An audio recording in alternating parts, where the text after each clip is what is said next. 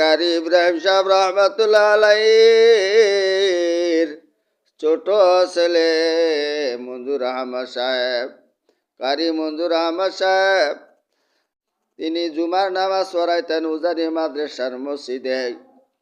ওনার সাথে আমি মুয়াজ্জিনি করতাম, আজান দিতাম। উনি এমন সুন্দর করিয়া কোরআন তেলাওয়াত করতেন, তিনার কোরআন তেলাওয়াতে মনটা জুড়াইয়া যাইত, আল্লাহর কথা স্মরণ পড়ত। আরে কি সুন্দর তেলাওয়াত! যে তেলাওয়াত শুনে নিজে কোরআন পড়ার জন্য নিজের স্পৃহা সৃষ্টি হইয়া গেল। তখন কোরআন এমনভাবে পড়তে শুরু করলাম, আরে কোরআন যখন মধুর সুরে নিজের গলার আওয়াজে পড়তে শুরু করলাম, পড়তে শুধু মজা লাগে, আনন্দ লাগে।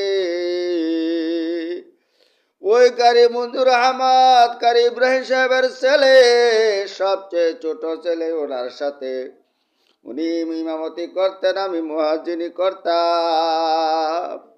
আরে তিনার পিছে নামাজ পড়তে এত মজা লাগতো।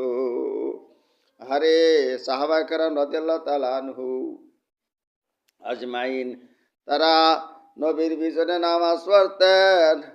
নবীর পিছনে যখন নামাজ পড়তেন, আল্লাহ নবী যখন কোরআন শরীফ তেলাওয়াত করতেন, মনটা জুড়াইয়া যাইতো।